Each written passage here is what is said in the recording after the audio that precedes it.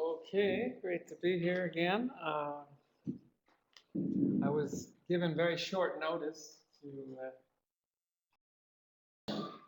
find something to contribute to this panel. And since our final lecture in the conference is about Chinese medicine, I thought maybe a way to make the big transition from discussing science and culture in relation to the Western countries could be to present a lecture that I've given on a couple of occasions based on a chapter in a book that I published a few years ago with a German, or he's actually Swedish, professor of history of technology in Darmstadt, Horde, hybrids, a cultural history of technology and science. And the idea was really to sort of go through cultural stories of what we call cultural appropriation, really emphasizing that the really exciting work that goes on in science technology doesn't end when new products or new innovations leave the factories or the laboratories, but it really begins there in the process of making appropriate use of science and technology. And we call this cultural appropriation. And one of the chapters in the book is about the Asian appropriations of science and comparing in very broad strokes, and I'll present even broader strokes today in my short presentation of this chapter, comparing the developments in China, India, and Japan as the East, as we put it here, meets the modern technoscientific West. So it's something very different. As Monty Python used to say, this is something very different than what you've heard before. And bear with me, and I hope it has some for our discussion. Let's see how.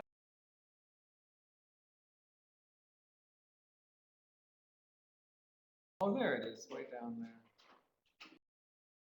Found it. Okay, so what we have really in the book is this kind of overarching perspective that I've since tried to develop in different ways. Between, on the one hand, this sort of fundamental cultural drive, this motive to play God, to disregard, as the Encyclopedia Britannica puts it, to disregard the limits governing human action in an orderly universe.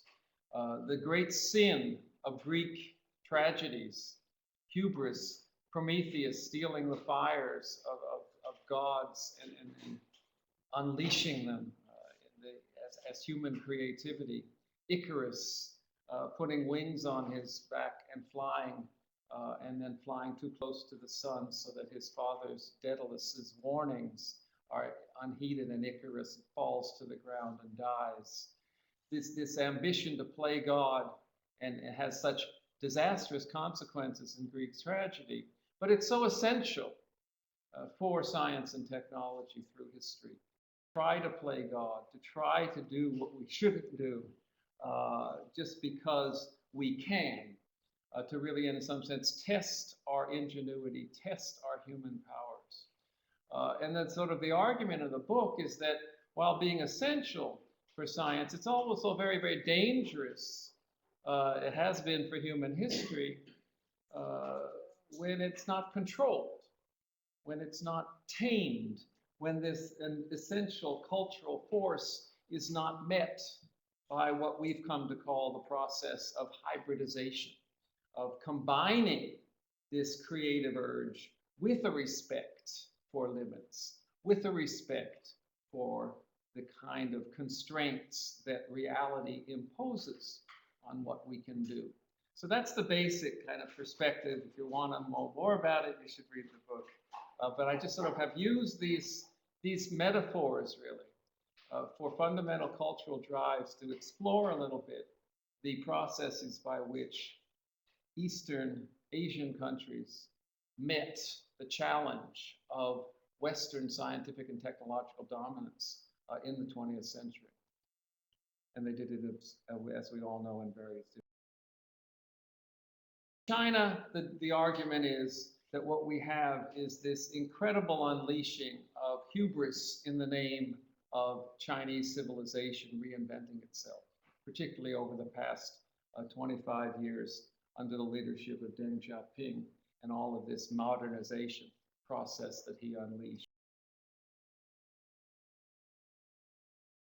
Japan, the great success story of the immediate post-war era, was this ability to, in a very pragmatic way, put a Japanese brand, a Japanese cultural imprint on primarily Western inventions, to appropriate in a very creative way by using Japanese cultural characteristics, the miniaturization, the sleekness, the kinds of aesthetic values that are deeply ingrained in the Japanese culture.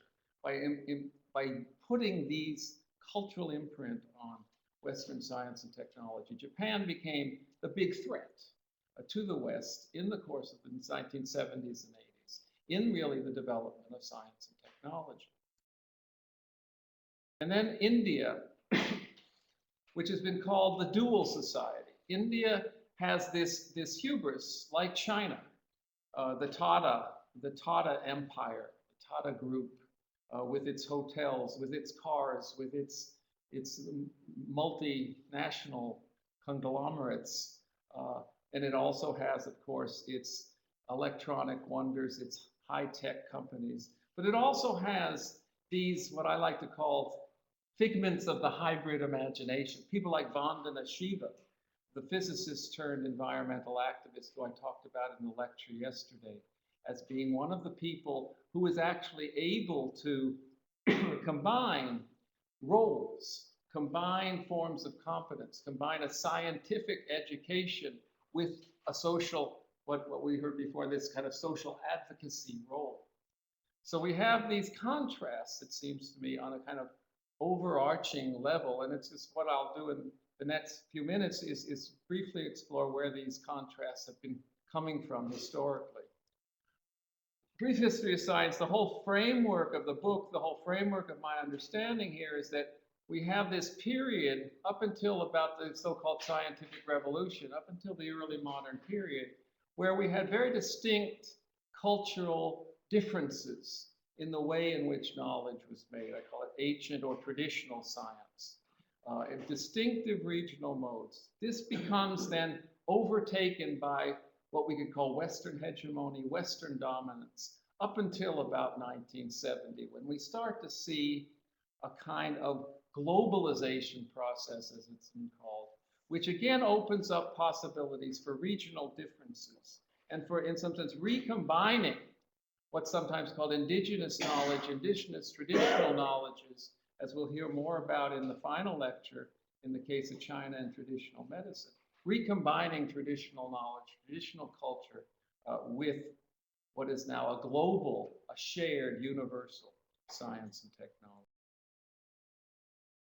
And then we have these different processes, really. We can just sort of talk about in the traditional period, what you have then that's now in some sense being mobilized in the appropriation processes are, it seems to me, at the discursive level, you have these ideas of order, authority, control. You know, we talk about China as being this authoritarian capitalism. It's a way of unleashing the spirit of Western capitalism, but in a very controlled, ordered, authoritarian way. But we also have, and this is the latest rhetoric from China, we have this idea of the harmonious development of modern technology. We have the idea of going back really to Taoism that there is an underlying sort of harmony between human development and natural processes that is very much a part of this traditional kind of cultural approach to knowledge that is being mobilized, it seems.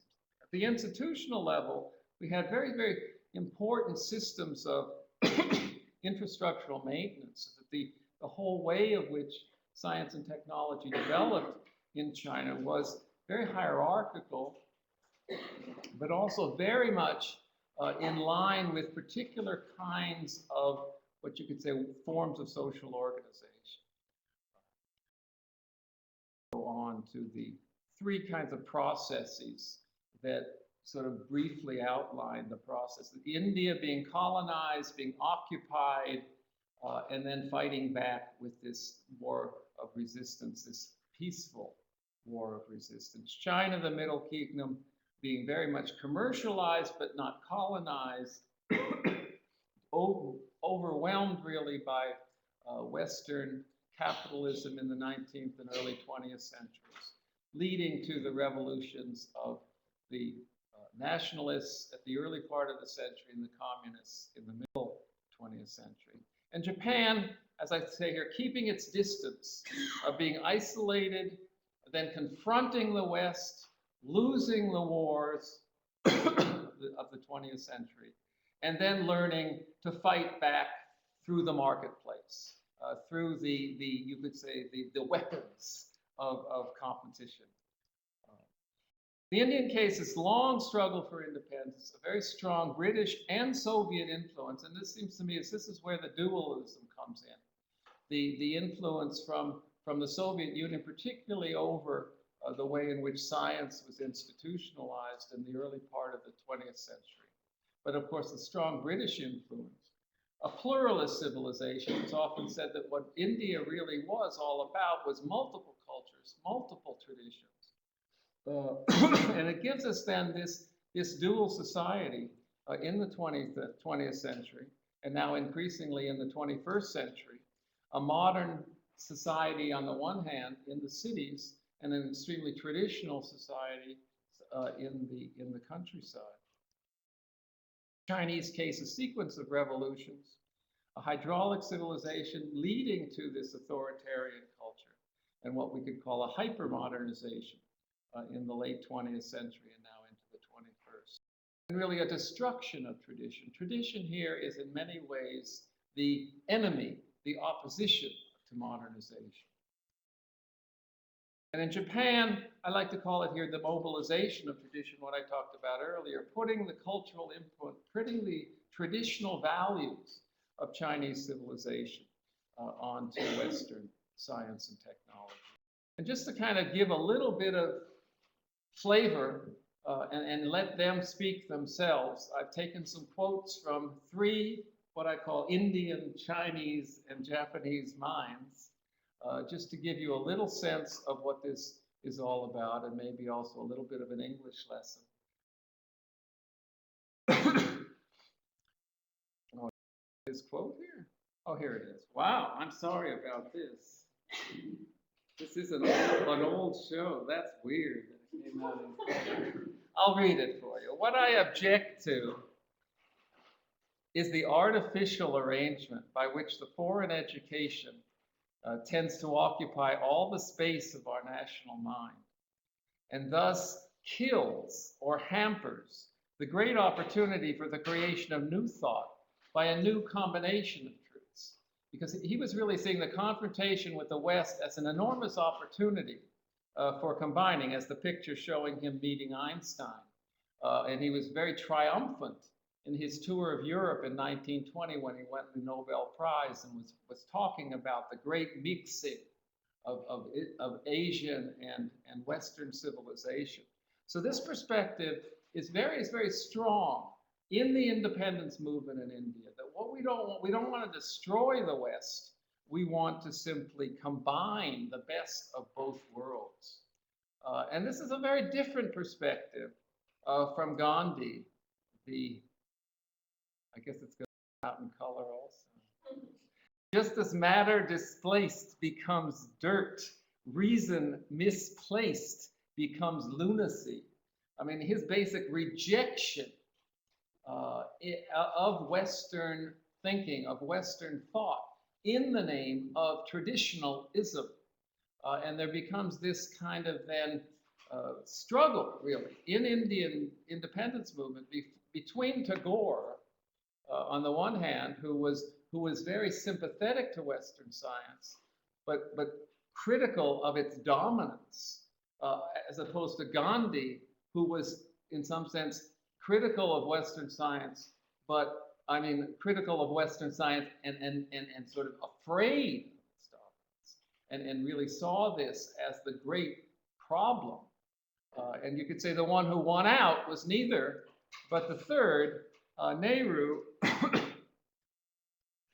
Oh, this is really weird. I'm sorry about this.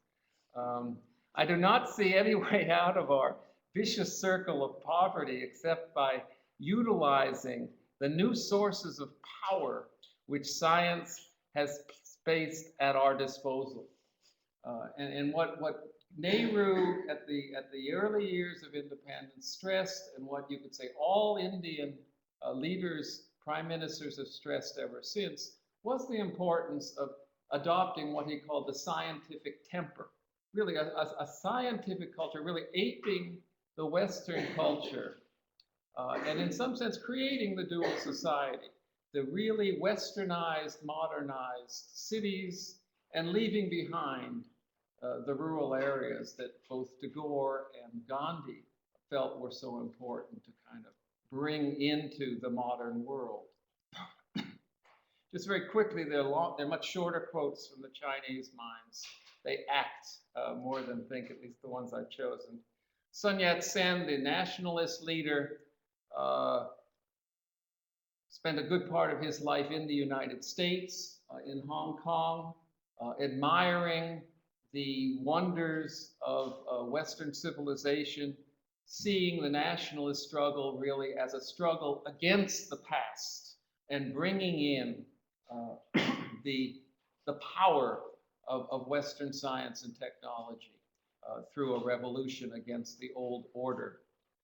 I saw out in the outside world, and I began to wonder how it was that foreigners, that Englishmen, could do such things as they had done, for example, with the barren rock of Hong Kong within 70 or 80 years, while China in 4,000 years had no places like Hong Kong. So it was this kind of total being totally impressed by the wonders of the West. And then, as we all know, the nationalist movement, the May 4th movement that was before the nationalist revolution, was really an attempt to bring Western science, culture, philosophy into China, and in some sense turn the tables on history. And this was, of course, continued by Mao and the communists. The great Chinese revolutionary, our precursor, Mr. Sun Yat-sen, said at the beginning of the century that in China there would come a great leap forward. And this prediction of his will certainly be realized within a few decades. This idea that by really going all out, and we know Mao went much too far than he should have in all of these efforts he made, because he didn't really take the expert advice seriously in how to modernize, in how to develop. And one of the people then that was suffered from Mao Zedong, but also was very much a child of Mao Zedong, a disciple of Mao Zedong, that the key to achieving modernization is the development of science and technology. What Deng Xiaoping's modernizations really were all about was simply taking, in a Chinese way, the sort of fruits of science and technological development, and no questions asked. And if anybody asked questions, as we all know, they were not listened to. On the contrary, they were trained. Just finally, to end with the Japanese minds, and here three rather important cultural figures One, the philosopher and cultural theorist who's often been called the father of an alternative modernity when it comes to Japan, Kitaro Nishida, who we write about a bit in the book. And this very idea that there was this need for really Japan, by mobilizing its tradition, to become global, Oriental culture must not stop at its own specificity, but rather it must shed a new light on Western culture, and a new world culture must be created. And you could say this is really behind, it seems to me, a lot of the Japanese thinking, particularly after the war, when people like the founders of Sony went to the United States and saw what Walt Disney was doing, and they saw what was happening in the electronics business, and they said, let's take all this stuff over and do it better. And they did the same thing, of course, with the automobile industry in this period. And they learned to, as it was, unpack Western technology and then repack it with Japanese characteristics, is what I call this culture. But there were also critics, and this is one of the famous novelists of the 20th century, the Japanese Nobel Prize winner, Yasunori Kawabata, who wrote this wonderful book, The Master of Go, reflecting really on what was lost by this Japanese, you could say, encounter with the West. The master was plagued by modern rationalism, to which fussy rules were everything, from which all the grace and elegance of Go, the game, as art had disappeared, which quite dispensed with respect for elders and attached no importance to mutual respect as human beings. From the way of Go, the beauty of Japan and the Orient had fled. And then finally, the great success story, Akio Morita, as he put it so bluntly and eloquently in his take on a hybrid imagination. Only with these three kinds of creativity, technology, product planning, and marketing, can the public receive the benefit of a new technology. So in some sense, emphasizing that technology is not just technical fixing. It's not just product development, but it's also the packaging, the marketing, the way things look, the way they're designed, the way they're sold. In other words, the cultural appropriation